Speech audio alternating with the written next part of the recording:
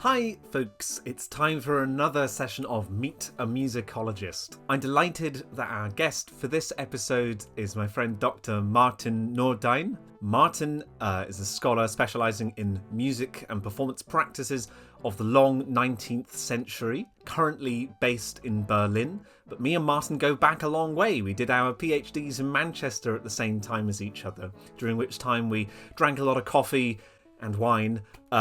So we go back a long way, me and Marten. So I'm really, really happy to welcome Marten onto the channel for this talk.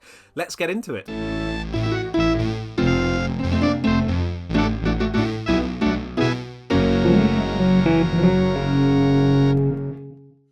Hi, Marten. Thanks so much for joining. Hi, Dan. Nice to see you again, man. It's been a while. Yeah, good to see you. Thanks for joining in this Meet a Musicologist series. As I've said in the introduction, you and me know each other really, really well, but it's really great to have you on this, so thanks for joining. Yeah, happy to be here. So the questions that I ask everybody, I suppose it's over to you if you'd like to tell us a little bit. How did you get into musicology? What's your story for how to get where you are now? The straightforward answer to that is that I started out life as a pianist, and my piano teacher at conservatoire was wise enough to recognize that I had other interests as well and encouraged me, and this is very rare, to also go to university at the same time. So I did 2 undergraduate degrees more or less in parallel. And then at the end of that, so I had a degree in what was called liberal arts and sciences, so a kind of pick and mix American style university degree. And I had a degree in piano from a conservatoire. And then I thought, wouldn't it be nice if I could somehow combine these two? Because one of my primary interests at the university was musicology and research. I thought, wouldn't it be great if I could be one of those, what are they called? Kind of performer scholar people who do what they call artistic research. So I looked up a master's program, and kind of hard to do this in Holland at the time, and they didn't really know what I wanted, and I'd had to organize it all myself. And having just organized my bachelor's myself, doing 2 degrees simultaneously, I was kind of fed up with that. I was ready for someone else having to do the organizing. Then I decided, well, what about the UK? So I applied to both Manchester and to Leeds, because there were people there who I thought were interesting for this particular project. Ended up going to Manchester. So my plan initially was to stay just for a year, to do a master's there, do a whole lot of performing, and then do a bunch of writing, and then see where it goes from there. So about halfway through my master's year, I came to the realization that I quite wanted to do a PhD. I kind of liked the writing process a little bit more than the performing process. And I thought at the time, perhaps I ought to focus a little bit more on writing about performance, rather than merely performing myself. Perhaps that is the niche that will work for me. So I applied to do a PhD, to stay in Manchester, to work with Barry Cooper. And I thought, I'll pick a topic that's sort of between a theoretical topic and a practical topic.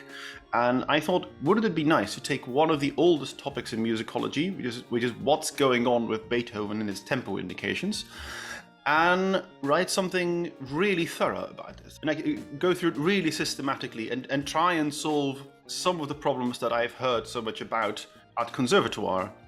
So I entered my PhD, as you very well know, because we started at the same time, and we also finished at the same time. I think we finished within a month of each other, something like that.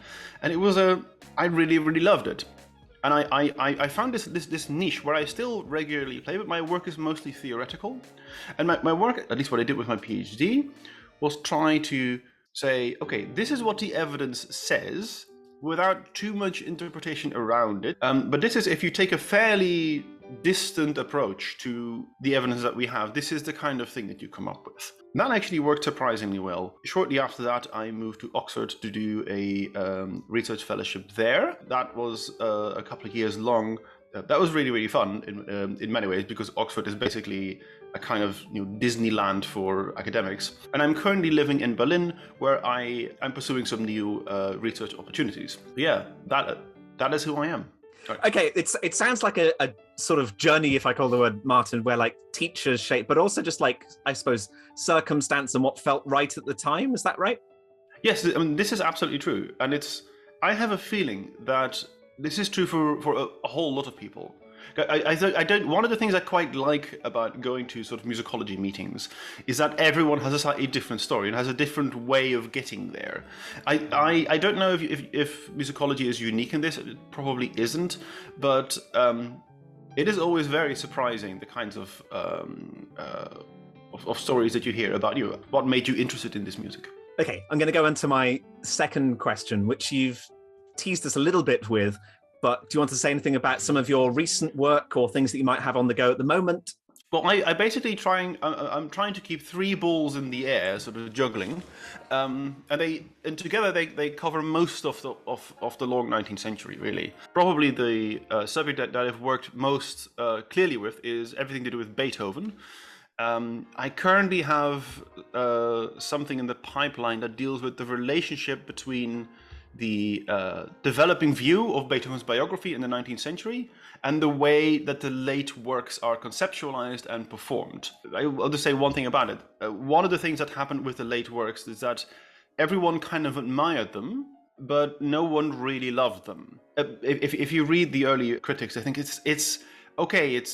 They all said that it was very admirable what Beethoven had done, but they preferred the middle works. Now, this changes throughout the 19th century. By the end of the 19th century, they think the late works, especially the very difficult ones, they are the sort of the high watermark of Beethoven. And I'm very interested in how those changing ideas actually change performance practice. There is a very long book chapter in the works for that. It should be out sometime next year.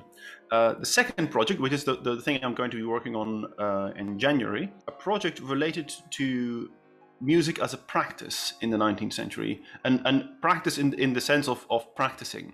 I'm focusing in this project on Giacomo Meyerbeer, who is who at least was a very famous German opera composer, probably the biggest opera composer of the 19th century, until Wagner came along and kind of pushed him away. One of the interesting things about Meyerbeer is that he wrote this absolute hit opera in Paris called Robert le Diable, and this opera was rehearsed for a ridiculously long time, only 2 years or something like that. Now that's an insane amount of time to rehearse anything, and a kind of myth has gotten about because of this, that what the people in the 19th century really wanted was to basically spend as much time on rehearsals as they possibly could. That is what they really wanted, but because they didn't have any money or circumstances or something like that, they had to do with like 2 or 3 rehearsals. There is an element of truth in that. The issue is that very few people have actually looked at what the evidence for rehearsal practices is. One of the reasons for this is that it's very hard to find any at all. Rehearsals tend to be things that do not leave traces. You don't really know, how much time they actually spend practicing. And very fortunately, you can do this with Meyerbeer. Meyerbeer kept diaries and kept a very extensive correspondence collection. And then there is a third really quite broad project that recently got a significant impulse, as it were, which is my big piano project, which is I'm basically trying to figure out what the lives of people like me used to be in the 19th century. And by that I mean pianists who have a habit of crossing borders. So I've already done some work on this. I think the best example of this is Sir Charles Halley. I find Charles Halley very interesting for a variety of reasons. One of them is the fact that he started a very well-known and actually very good, still very good, orchestra in Manchester. It used to be called Halley's Band, now it's called the Halley Orchestra. I find particularly fascinating that he was also one of the first people to have a properly intercontinental career.